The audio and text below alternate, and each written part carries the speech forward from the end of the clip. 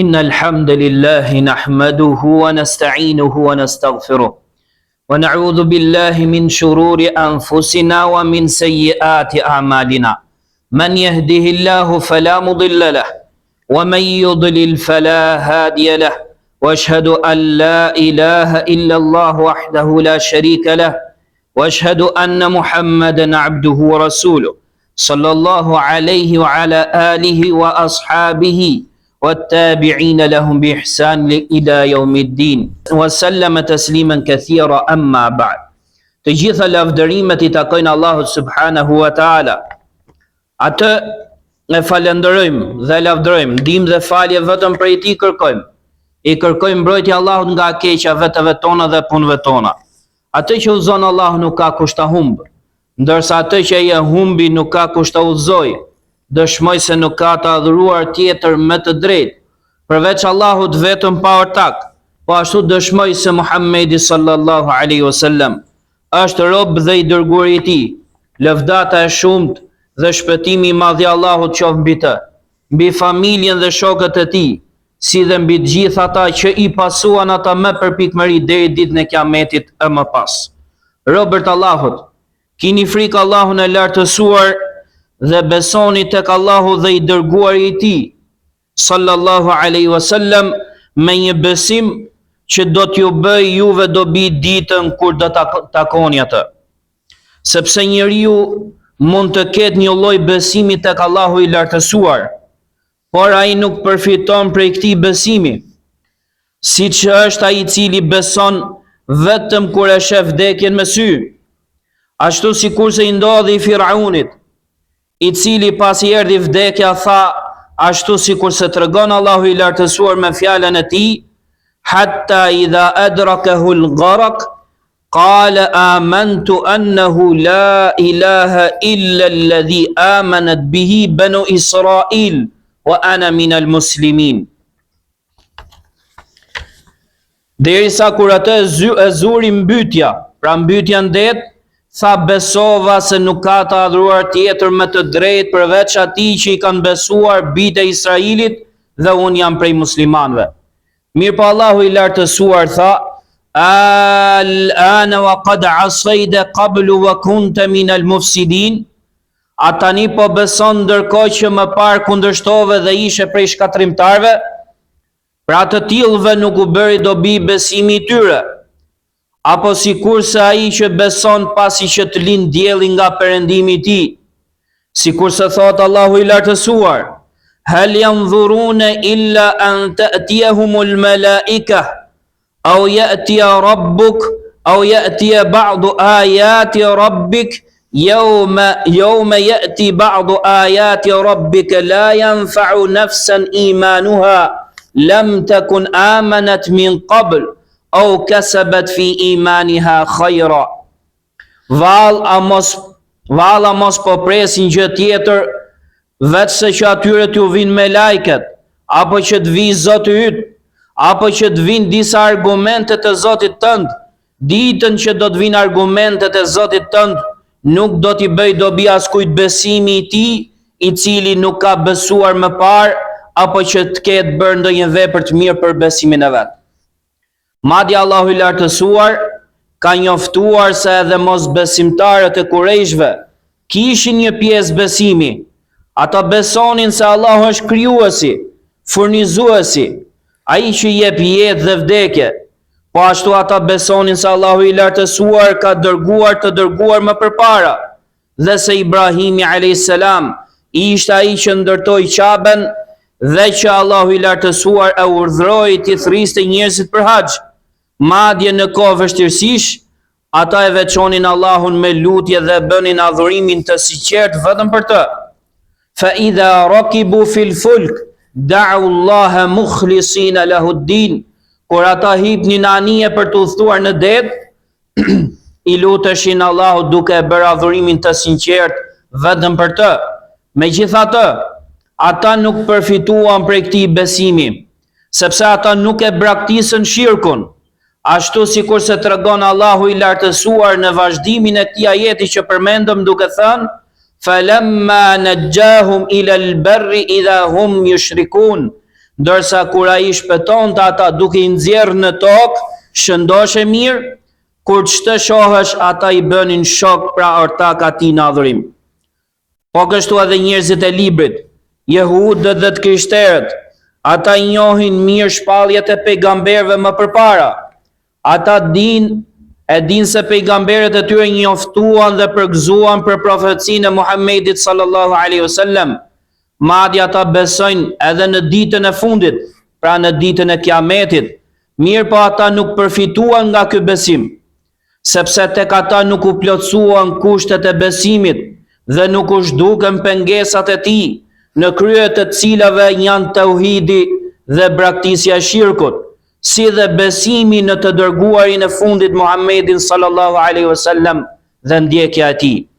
Ndaj, ndër kushtet më madhore të besimit është që besimi të jetë me vullnetin, dëshirën, bindjen dhe nënshtrimin e njeriut, sepse ky është besimi që e do Allahu dhe nga i cili përfiton robi, sepse Allahu i lartësuar ka fuqi që të zbres një argument ose një ndëshkim që t'i bëjë njerëzit besojnë me detyrim, ashtu siç ka thënë Allahu i patmeta në librin e tij: Inna sha'nu nazzila alejhim minas samai ayah fa dhallat a'naquhum laha khadi'in. Ne nëse duam zbresim mbi ta një argument nga qielli dhe qafet e tyre mbeten të nënshtruara para tij. Mirë po Allahu i lartësuar nuk e do këtë lloj besimi. Baza e besimit të dobishëm është që të besosh në të fshetën, sepse ai është dallimi midis besimtarit të vërtet dhe njeriu shtazor, i cili nuk beson vetë se në atë që është e ndjeshme dhe e dukshme. Pra, kjo është cilësia e parë e besimtarve që përmendet edhe në surën Al-Baqara ku thot: Alladhina yu'minuna bil ghaib, ata të cilët besojnë në të fshetën, sepse kjo është cilësia e parë që e dallon njeriu e logjikshëm nga njeriu shtazor që nuk beson veç se në gjërat e prekshme të dukshme. Sepse besimi shtazor nuk ka ndonjë vlerë që ta lartësoj pozitën e njeriu tek Allahu i lartësuar. Ndaj, ai që beson në të fshehtën thot: besova në Allahun dhe në atë që ka ardhur prej Allahut, sipas asaj që ka dashur Allahu, si dhe besova në të dërguarin e Allahut dhe në atë që ka ardhur prej të dërguarit të Allahut, sipas asaj që ka dashur i dërguari i Allahut sallallahu alaihi wasallam. Kështu nga profeti sallallahu alaihi wasallam është transmetuar një tregim që tregon se ndër veprat më madhore të besimit në të fshetën është që besimtari të punojë me shariatin e Muhammedit sallallahu alaihi wasallam dhe t'i bindet atij edhe pse nuk e ka parë atë. Ndaj tek profeti sallallahu alaihi wasallam erdhi një burr dhe tha: "Çka mendon për atë njeri që të ka parë ty dhe ka besuar tek ti, të ka besuar në atë që ke thënë dhe të ka ndjekur ty?" Ai tha: "Tuba lahu, lum për të." Pastaj erdhi një njeri tjetër dhe tha: "O i dërguari i Allahut, çka mendon për atë që ka besuar në ty, të ka besuar në atë që ke thënë dhe të ka ndjekur, por nuk të ka parë ty?" Ai tha: "Tuba lahu, thumma tuba lahu, thumma tuba lahu." Lum për të, pastaj lum për të, pastaj lum për të. Ndërsa në disa transmetime tjera transmetohet se tuba, pra është pyetur pejgamberi sallallahu alaihi wasallam se çfarë është tuba dhe ka thënë që ajo është një pemë në xhenet. Dhe shkaku për këtë është se besimi në të fshetën është çështje madhështore. Ai është shenja dalluese e besimtarit dhe baza në nështrimit të tij ndaj Allahut të lartësuar. Ndryshe nga ai që i kushtozon Zotit vet se nuk do të besoj veç se në atë gjë që e sheh syri dhe e pranon mendja. Ky nuk është besimtar edhe nëse falet dhe agjeron. Ndaj Allahu i lartësuar ka lajmëruar se nga besimi që kanë mosbesimtarët është se ata nuk besojnë atë gjë që ka treguar Allahu veç se kur ta shohin vetë me sytë e tyre. Prandaj Allahu i lartësuar ka thënë: "Falamma ra'au ba'sana qalu amanna billahi wahdah wa kafarna bima kunna bihi mushrikin falam yakun yanfa'uhum imanuhum lamma ra'u ba'sana. E kur ata pan dënimin ton, than ne besuam në Allahun të vetëm dhe mohuam atë që ne ja shoqëronim atij, por sa atyre nuk u bëri dobi besimi i tyre kur pan dënimin ton. Ndaj që besimtarët besojnë në çdo gjë që ka ardhur në Kur'an dhe Sunet, sepse ajo është e vërtetë dhe e drejtë. Kështu ata besojnë në Allahun, në engjëjt e tij, në librat e tij, në të dërguarit e tij, në ditën e fundit, dhe besojnë në kaderin të mirën dhe të keqen e tij. Po ashtu ata besojnë atë që ka njoftuar Allahu dhe i dërguari i tij sallallahu alaihi wasallam nga ngjarjet e së kaluarës dhe ngjarjet e së ardhmes, lajmet e të dërguarve dhe popujve të kaluar dhe atë që do të ndodhë në fundin e kohës nga shenjat e kiametit. Besojnë atë që ndodh në jetën e varrit, në dënimin e varrit dhe kënaqësinë e tij. Besojnë në ringjalljen, në dhënien llogari, besojnë peshorën në ditën e gjykimit, xhenetin dhe xhehenemin. Madje ata punojnë për këtë dhe përgatiten për të dhe nuk janë të pakujdesshëm ndaj saj. Ndaj lutem Allahut të lartësuar që të na ruaj besimin ton, të na shtojë atë dhe të përfitojmë prej tij në këtë botë dhe në botën tjetër.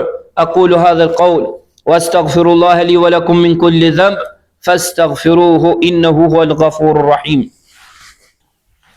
Alhamdulillahi ala ihsani wa shukru lahu ala tawfiqihi wa imtinanihi wa ashhadu an la ilaha illa Allah wahdahu la sharika lah wa ashhadu anna Muhammadan abduhu wa rasuluhu sallallahu alaihi wa ala alihi wa ashabihi ajma'in, amma ba'd. Robert Allahut, dijeni se besimi në të fshetën është ai që e shtyn në robin drejt bindjes ndaj Allahut të lartësuar në fshehtësi dhe në dukje, në të fshetën dhe të dukshmën, ndryshe nga hipokriti dhe munafiku i cili e konsideron Allahun më të ultin e shikuesve. Ndaj Allahu i lartësuar thot: innal ladhina yakhshawna rabbahum bil ghaib lahum maghfiratun wa ajrun kabir. Vërtet ata që i friksohen Zotit të tyre kur janë në fshehtësi, për ta ka falje dhe shpërblim të madh. Ndërsa për hipokritët ka thënë: yastakhfuna minan nasi wa la yastakhfuna min Allah wa huwa ma'ahum idh yubayyituna ma la yarda min al-qawl wa kana Allahu bima ya'maluna muhita. Ata fshihen dhe turprohen për njerëzve dhe nuk turprohen prej Allahut, ndërkohë që Allahu është me ta kur ata planifikojnë natën ato fjalë që ai nuk i pëlqen. Vërtet Allahu e ka përfshirë me dijen e tij atë çka veprojnë ata. Po ashtu besimi në të fshehtën është ai që e bën robin të vazhdojë me pendimin, rikthimin tek Allahu, llogaritjen e vetvetes, si dhe me përkujdesin që të takohet me Allahun e lartësuar, i pastër dhe i pastruar nga gjunahet. A nuk keni dëgjuar për gruan që erdhi tek profeti sallallahu alaihi wasallam pasi kishte bërë immoralitet? Ajo tha: o i dërguari i Allahut, më pastro. Profeti sallallahu alaihi wasallam u largua prej saj. Dhe kur ajo e humbi shpresën prej tij, tha: pasha Allahun, un jam shtatzën nga immoraliteti. Profeti sallallahu alaihi wasallam nuk e gurzoi atë, por se tha: shko derisa ta lindësh fëmijën.